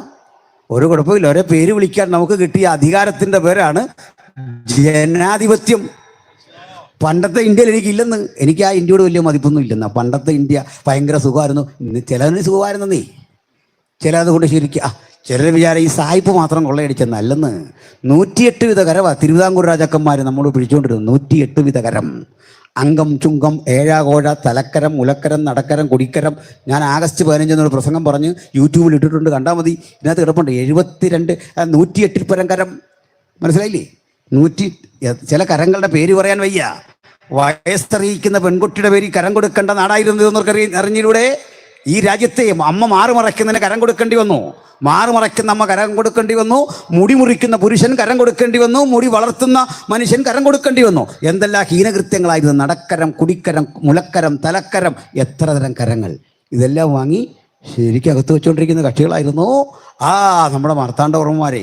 അത് കണ്ടിട്ട് അഭിമാനിക്കണം എന്ന് പറഞ്ഞാൽ വട്ടുണ്ടാകണം. മനോരോഗികൾക്ക് മാത്രമേ അത് കണ്ട് അഭിമാനിക്കാൻ തോന്നുള്ളൂ. കാരണം മനുഷ്യനെ മൃഗത്തെ പോലെ പണിയെടുപ്പിച്ച് തെരുവീതിൽ കൊണ്ട് ചാട്ടക്കടിച്ച് വിൽപ്പനയ്ക്ക് വെച്ച നാട്. ഈ നാടിന് മറ്റൊരു പ്രത്യേകതയുണ്ടേ. ഇന്ത്യക്കാരെ കൂലി മേടിച്ച് പണി ചെയ്തത് ആദ്യം ചാലാക്കമ്പോളത്തിലാണ്. ഇവിടെ തിരുവനന്തപുരംകാരോട് അറിഞ്ഞിട്ട് പോയാൽ മതി ആ കാര്യം. നമ്മുടെ കേണൽ മൺറോ റോഡ് വെട്ടാൻ തീരുമാനിച്ചു. റോഡ് വെട്ടാൻ വന്ന് തിരുവിതാംകൂർ രാജാവിനോട് അനുവാദം ചോദിച്ചപ്പോൾ പറഞ്ഞു, അയ്യോ ഇപ്പോൾ അതിനൊന്നും ഇവിടെ പറ്റിയല്ല. എൻ്റെ കാരണം വേറൊന്നുമല്ല. ഒന്നാമത് ഈ രാജാക്കന്മാർക്ക് റോഡ് വലിയ താല്പര്യമൊന്നുമില്ല. കാരണം അവർക്ക് എന്തിനാ റോഡ്? കാരണം അവരെ നമ്മളിങ്ങനെ പല്ലൊക്കെ കൊണ്ടു നടക്കാമെന്ന്. ഇവർക്ക് നടന്ന് ശീലമില്ലെന്ന്. തമ്പുരാട്ടി മുതൽ ഇങ്ങനെ കൊണ്ടു നടക്കില്ലേ, ഇങ്ങനെ തോളയിൽ കൊണ്ടു നടക്കുക. ഇവരെ എടുത്തുകൊണ്ട് 5-8 പേര് അമാലന്മാർ പല്ലക്കും ചുമന്ന് കൊണ്ടുപോയി. ഇവർക്ക് വഴി വേണ്ട, ഇതൊന്നും വേണ്ട, എല്ലാ സുഖസൗകര്യങ്ങളും ജീവിക്കുകയാണെന്ന്. അവർ പറഞ്ഞു, മുറജപം എന്ന പേരിൽ ഉത്സവം നടക്കുന്നു 12 വർഷത്തിലൊരിക്കൽ. അങ്ങനെ നടക്കുന്ന ഉത്സവത്തിന് തീറ്റിപ്പോറ്റാൻ പണമില്ലാതെ ഇവിടെ വിഷമിക്കുകയാണ്. ആന്ധ്രയിൽ നിന്നും തമിഴ്നാട്ടിൽ നിന്നൊക്കെ ബ്രാഹ്മണരെ കൊണ്ടുവന്ന് ഊട്ടുപുരകളിൽ മുഴുവൻ അവരെ പാർപ്പിച്ചിട്ട് ഭക്ഷണം കൊടുക്കുന്നൊരു പരിപാടിയുണ്ട് നമ്മുടെ നികുതി പണം കൊണ്ടേ. അങ്ങനെ അതിന് പോലും പൈസയില്ല.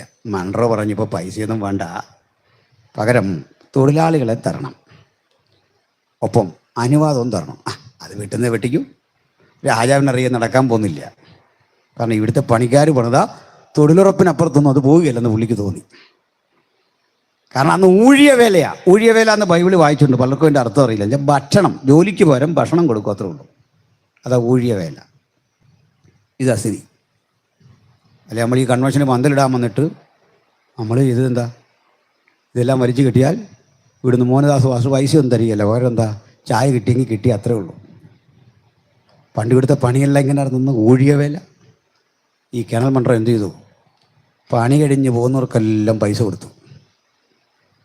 പൈസ കിട്ടിയ ആൾക്കാരുടെ കയ്യിൽ കാശ് കിട്ടിക്കഴിഞ്ഞപ്പോൾ ആദ്യമായിട്ട് ശ്രീപത്മനാഭൻ്റെ പണം, അതായത് ഈ രാജാവിൻ്റെ മുദ്ര കുത്തിയ പൈസ, അതിനെ പത്മനാഭൻ്റെ പണം ഇത് കൈ കിട്ടിയപ്പോൾ അമ്പരന്ന് പോയി. കാശ് കിട്ടിയത് ആദ്യം. കാശ് കിട്ടിയ മലയാളിയല്ല, അതും ട്രിവാൻഡ്രത്തെ മലയാളിയാണ്. അടിച്ച് വീലുരിക്കളഞ്ഞു. നേരെ ഷാപ്പിൽ കയറി അങ്ങ് കുടിച്ചു. ഷാപ്പിൽ കയറി കുടിച്ചു കഴിഞ്ഞപ്പോഴേക്ക് ഇവർക്ക് പ്രത്യേകിച്ചൊരു ധൈര്യം വന്നു. നേരെ മഹാരാജാവിൻ്റെ കൊട്ടാരത്തിന് മുമ്പിൽ കിടന്ന് പൂരത്തെറി കണ്ടോ. പൈസ കിട്ടിക്കഴിഞ്ഞാൽ വല്ലാത്തൊരു ധൈര്യം. രാജാവ് ആ പ്രശ്നമാണെന്ന് ഓർത്തില്ല. പൂരത്തെറി ചരിത്രത്തിലുള്ള, ചുമ്മാ പറഞ്ഞല്ല. മനസ്സിലായില്ലേ? ചാലാക്കമ്പോളത്തിലേക്ക് ഇറങ്ങി സാധനം മേടിക്കാൻ ചെന്നപ്പോൾ അവിടെ നിൽക്കുന്നവൻ സാധനം കൊടുക്കല, അയിത്തം. കാശ് കണ്ടു കഴിഞ്ഞാൽ പറഞ്ഞു, കൊണ്ടുവരാൻ പറഞ്ഞു. കണ്ടോ പൈസയുടെ ഒരു വില കണ്ടോ. അയിത്തം എല്ലാം പോയി. ഇതറിഞ്ഞിട്ട് മാടമ്പിമാരിറങ്ങി ചാലക്കമ്പോളത്തിൽ വന്ന പാവങ്ങളെ മുഴുവൻ തല്ലി കാശിൻ്റെ ബലത്തിൽ പിടിച്ചു. ഇതൊക്കെയാണ് ഈ നാടിൻ്റെ ചരിത്രം. അങ്ങനെ കഷ്ടപ്പെട്ട് കള്ളു കുടിക്കുന്നത് എങ്ങനെയാണെന്നറിയണ്ടേ? ചിരട്ട വെച്ചിരിക്കുക, ചിരട്ട അവിടെ വെച്ചിരിക്കുക, ചിരട്ടയ്ക്കകത്ത് കള്ളു കുടിക്കണം. ഇതൊക്കെയായിരുന്നു സ്ഥിതി. ചായപ്പീടിയിൽ ഇതായിരുന്നു സ്ഥിതി. അടിമത്തമായിരുന്നു നാട്ടിൽ നിലനിന്നിരുന്നത് ഭീകരമായ വിധത്തിൽ. ഇതൊക്കെ നിലനിൽക്കുമ്പോൾ ചില ആളുകൾ പറയുന്നുണ്ട് അതൊക്കെ മാറിയത് എങ്ങനെയാണെന്ന് അറിയണ്ടേ? അതൊക്കെ മാറാൻ കാരണം ആധുനികവൽക്കരിക്കപ്പെട്ട പുത്തൻ വിദ്യാഭ്യാസ നയങ്ങൾ ഈ ലോകത്ത് വന്നു. ഈ നാട്ടിലേക്ക് അത്തരം വിദ്യാഭ്യാസ നയങ്ങൾ കൊണ്ടുവന്നതേ ഈ ബൈബിളാണ്. സർക്കാരിന് സ്വന്തം കൊടിപ്പള്ളിക്കുടമില്ലാത്ത കാലത്തെ സുവിശേഷകർ ഈ രാജ്യത്ത് സ്കൂളുകൾ ഉണ്ടാക്കിയിട്ടുണ്ട്. അവരെ പഠിപ്പിച്ചിട്ടുണ്ട്. അവരുടെ ജീവിതത്തിന് വേണ്ട മാർഗദർശനം നൽകിയിട്ടുണ്ട്. കിരാതമായ ശിക്ഷാ നടപടികളുടെ നാട്ടില് ആ ശിക്ഷയോട് എന്നേക്കും റദ്ദ് ചെയ്തുകൊണ്ട് ഒരു പുത്തൻ സംസ്കാരം ഈ രാജ്യത്ത് കൊണ്ടുവന്ന ജനാധിപത്യത്തിന്റെ പിന്നിലെ പ്രചോദനം ഈ ബൈബിളാണ് എന്ന് അന്തസ്സോടെ ആഭിജാത്യത്തോടെ ഇന്ന് രാത്രി ഇവിടെ നിന്ന് വിളിച്ചു പറയുമ്പോൾ അത് ഉയർത്തുന്ന സുവിശേഷത്തിന്റെ മാഹാത്മ്യം, അതിന്റെ അന്തസ്, അതിന്റെ മാഹാത്മ്യം ഉയർത്തിക്കട്ടിക്കൊണ്ട് ഞങ്ങൾ വീണ്ടും അതിന്റെ സുവിശേഷത്തിന്റെ ആത്യന്തിക സത്യം വിളിച്ചു പറയാ. മറ്റൊരുത്തലും രക്ഷയില്ല. നാം രക്ഷിക്കപ്പെടുവാൻ ആകാശത്തിന് കീഴിൽ മനുഷ്യരുടെ ഇടയിൽ നൽകപ്പെട്ട ഒരേ ഒരു നാമം യേശുക്രിസ്തുവിന്റെ നാമം. ഹല്ലേലൂയ, സ്തോത്രം. അപ്പോഴേ ഈ ചിത്രവധം പോലെ ഇത്തരത്തിലെ പ്രാകൃത ശിക്ഷകൾ വന്ന ക്രൂശ് മരണം. മിക്ക രാജ്യങ്ങളും ഇത്തരം പ്രാകൃത ശിക്ഷ നടക്കിലാക്കില്ല. നമ്മുടെ നാട്ടിലൊക്കെ ഒരുത്തരെ തൂക്കാൻ വിധിച്ചാൽ അന്തസ്സായ മരണം അവന് കൊടുക്കുന്നത്. അങ്ങനെ വേണം. ഒരുത്തൻ തെറ്റ് ചെയ്തു, അവരർഹിക്കുന്ന ശിക്ഷ കൊടുത്തു. വൈരാഗ്യമൊന്നും ഈ രാജ്യത്തിനില്ല.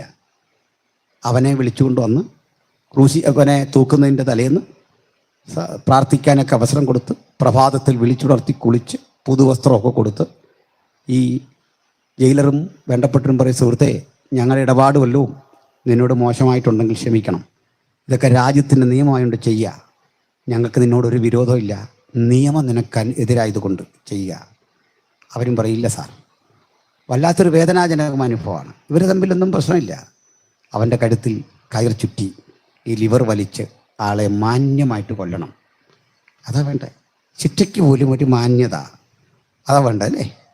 സ്തോത്രം. ഇതാ നമ്മുടെ രാജ്യം ചെയ്യുന്നത്. നമ്മുടെ രാജ്യത്തിന് ഒത്തിരി മഹത്തര നിയമങ്ങളുണ്ടെന്നോ, ഒത്തിരി രീതികളുണ്ട്. വിദേശ രാജ്യങ്ങളിൽ ഇല്ലാത്ത ഒത്തിരി ഗുണങ്ങൾ ഈ രാജ്യത്തിനുണ്ട്. ഞാൻ പറഞ്ഞ് അവസാനിപ്പിക്കട്ടെ.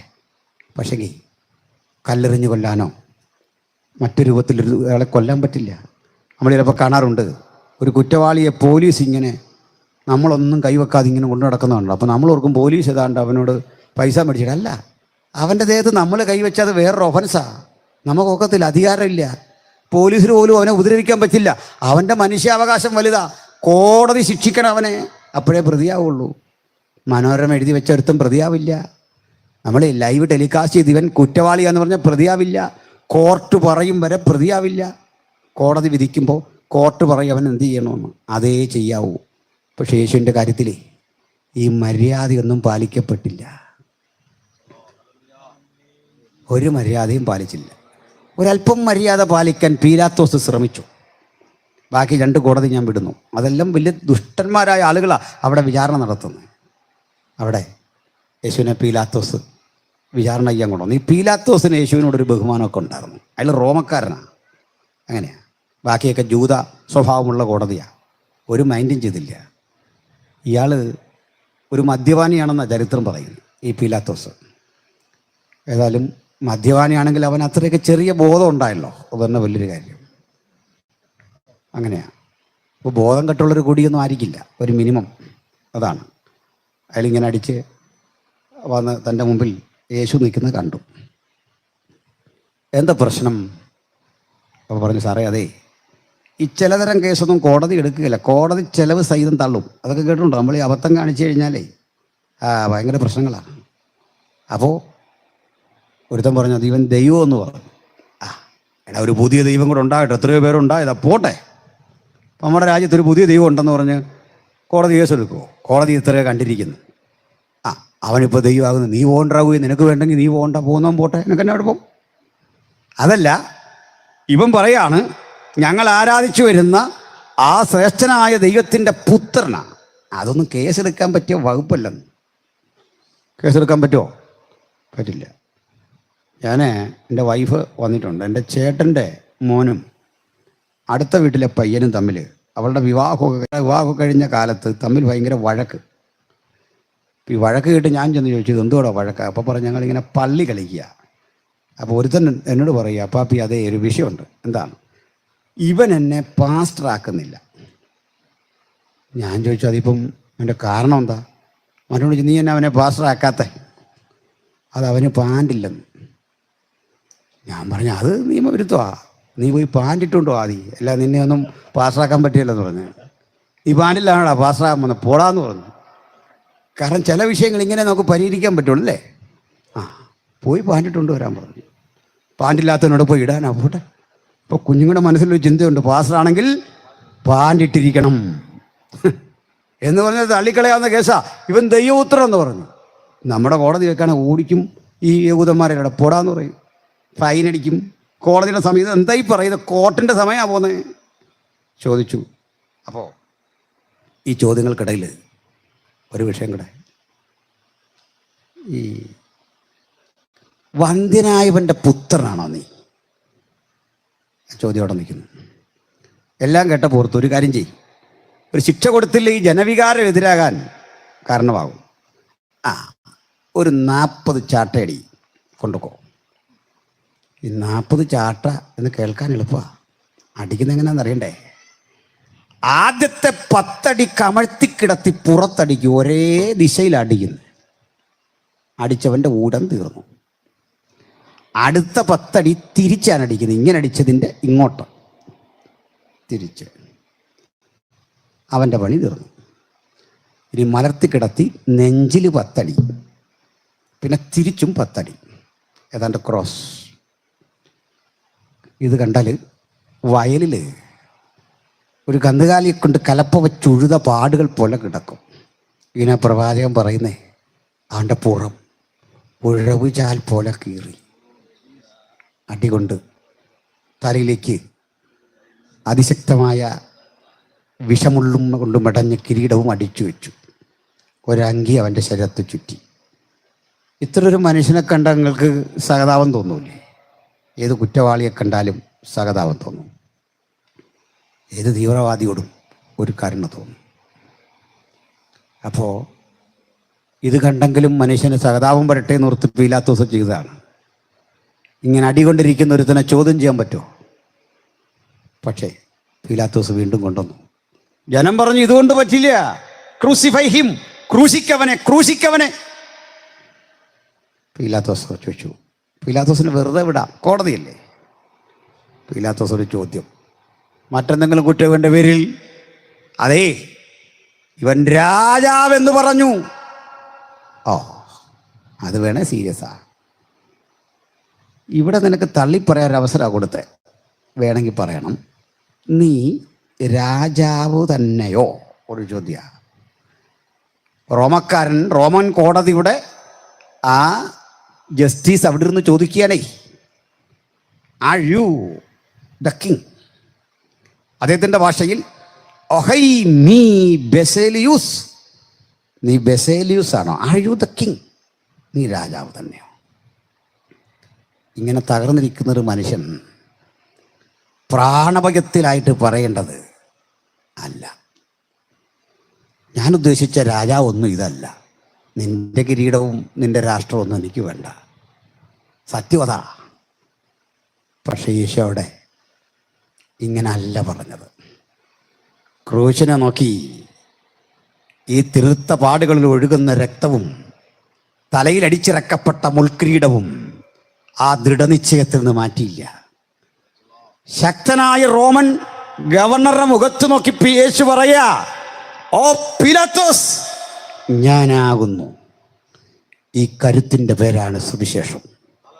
തൊട്ടുമുമ്പിൽ മരക്കുരിശിരിക്കുമ്പോഴും അതെൻ്റെ ശരീരത്തിലേക്ക് എടുത്തു വെക്കാൻ പോകുന്നു എന്ന് മനസ്സിലാക്കുമ്പോഴും ആ കുരിശിന്റെ മുമ്പിൽ ഭയപ്പെടാതെ, അടിപതറാതെ, നെഞ്ചു നിവർത്തി അത് ഏറ്റെടുക്കാൻ കൃത്യതയോടെ നിലകൊണ്ട ധന്യനായ ദൈവപുത്രനെ ഈ രാത്രി ഉയർത്തിക്കാട്ടിക്കൊണ്ട് ആ ക്രൂശിത രൂപത്തെ നിങ്ങളുടെ മുമ്പിൽ വരച്ചു കാട്ടിക്കൊണ്ട് പറയാ, മറ്റൊരുത്തരിലും മറ്റെവിടെയും മറ്റെങ്ങനെയും രക്ഷയില്ല. നാം രക്ഷിക്കപ്പെടുവാൻ ആകാശത്തിന് കീഴിൽ മനുഷ്യരുടെ ഇടയിൽ നൽകപ്പെട്ട ഏകനാമം യേശു ക്രിസ്തു എന്ന രക്ഷകൻ. യേശുവേ, നീ മരിച്ചവരെ ഉയർപ്പിച്ചതല്ല, കടൽ മീതെ നടന്നതല്ല, ഈ കുരിശ് കണ്ട് പിന്മാറാതെ നെഞ്ചുറപ്പോടെ ഏറ്റെടുത്തത് എൻ്റെ പാപത്തിൻ്റെ പരിഹാരത്തിനായി, എൻ്റെ വേദനയ്ക്കായി, ഞാൻ അനുഷ്ഠിക്കേണ്ട പാപകർമ്മങ്ങളുടെ പരിണിത ഫലമായി നീ ഇതാ എനിക്കായി മരിച്ചു എന്ന തിരിച്ചറിവ്. ആ തിരിച്ചറിവിൻ്റെ പേരാണ് സുവിശേഷം. ആ രക്തത്തിൽ യാതൊരുവൻ തന്നെ സമർപ്പിക്കുമോ അവർക്ക് അകൃത്യങ്ങളുടെ മോചനം എന്ന വീണ്ടെടുപ്പുണ്ട്. ആ വീണ്ടെടുപ്പ് കരഗതമാക്കാതെ ഒരാളെങ്കിലും ഉണ്ടെങ്കിൽ പറയാം, യേശു എന്തിനാ മരിച്ചേ? ദൈവപുത്രൻ നിങ്ങൾ ചെയ്യേണ്ട പാപത്തിൻ്റെ പരിണിത ഫലമായി നിങ്ങൾക്ക് വേണ്ടി സ്വയം ക്രൂശിക്കപ്പെട്ടു. ഒരു പോയിന്റ് കൂടി പറഞ്ഞു നിർത്താം സഹോദരങ്ങളെ. വാസ്തവത്തിൽ എന്തിനാണ് യേശു ക്രൂശിൽ മരിക്കുമ്പോൾ നമ്മുടെ പാപം പോകുന്നതെന്ന് ഒരു ചോദ്യമുണ്ടല്ലോ. അതാകട്ടെ നമ്മുടെ അവസാന ചിന്ത.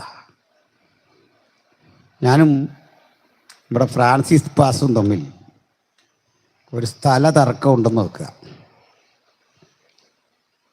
അപ്പോൾ ഞങ്ങൾ അയൽക്കാരായിട്ട് വർഷങ്ങളിങ്ങനെ പ്രശ്നമാണ്, ഇത് തീരുന്നില്ല. ഇതിലേക്ക് മോഹൻദാസ് പാസ് ഇടപെട്ടു. നിങ്ങളൊന്നിച്ച് പഠിച്ചവരും കൂട്ടുകാരും ഒക്കെ അല്ലേ, എന്നോട് വന്നിട്ട് പറയുക, ആ പോട്ടെ, ഇത് പോട്ടെ എന്ന് പറയാൻ വേണ്ടി ഈ പുള്ളി എൻ്റെ അടുത്തോട്ട് വരണമെന്നില്ലായിരുന്നു. അതെനിക്കറിയാം, പുള്ളി പറയാതെ ഇത്രയും വണ്ടിക്കൂലി മുടക്കി എൻ്റെ അടുത്ത് വന്നിട്ട് അറിയാം പോട്ടെന്ന്. കാരണം ഞാൻ വേണ്ടാന്ന് വെച്ചപ്പോൾ അപ്പുറത്ത് നിന്നിട്ട് പറയാ പോട്ടെന്ന്. ആ പുള്ളി ഇതുപോലെ തന്നെ പറഞ്ഞു. ഞങ്ങളിത് കുറേ നാളായി കിടക്കുന്ന വിഷയം, ഇതിപ്പോൾ പലരും പറഞ്ഞ കാര്യമാണ് നിങ്ങളും പറയുന്നത്, പോട്ടെ. അങ്ങനെ പോകത്തില്ല. കാരണം 1 ഇഞ്ച് ഭൂമിയുടെ വില അറിയാം ഇവിടെ. അപ്പുറത്തേക്കുന്ന മരം കണ്ടോ, ഇത് വളച്ച് തിരിച്ച് അങ്ങോട്ടും ഞങ്ങൾ രണ്ടുപേരും പറയുന്ന കാര്യമാണ്. അവസാനം ഞങ്ങളുടെ സൗഹൃദം തകരാതിരിക്കാൻ മോഹനദാസ് ഭാഷ ഒരു കാര്യം ചെയ്തു. ഈ മരത്തിന് എന്ത് വില വരും? അതെ, ഒരു 75,000 ഉറുപ്പിക വരും, നല്ല തേക്ക് തടിയാണ്. ശരി, അദ്ദേഹം കൈ നീ പണം എടുത്ത് എനിക്ക് തന്നിട്ട് പറയാ, ആ തേക്ക് അദ്ദേഹത്തിന് വിട്ടുകൊടുത്തേക്ക്, ഇതാ പൈസ. ഞാൻ വലിയ സന്തോഷത്തോടെ ഈ പണം കൊണ്ട് വീട്ടിൽ വന്നു. നിങ്ങളിനി പിണങ്ങിയൊന്നും പോലല്ലേ കേട്ടോ. എൻ്റെ എല്ലാം കൈ പിടിപ്പിച്ച്, ഇല്ല എൻ്റെ പ്രശ്നം തീർന്നല്ലോ. വീട്ടിൽ വന്നു ഈ പണം ഇങ്ങോട്ട് അടിച്ചു നോക്കിയപ്പോൾ ആദ്യത്തെ ആവേശം പോയി. ഞാൻ വൈഫിനോട് പറയാ, എടി അതേ ആ പാവം മനുഷ്യൻ എന്തിനാ ഈ പണം തന്നെ, അതിൽ കഷ്ടപ്പെട്ട ക്യാഷല്ലേ,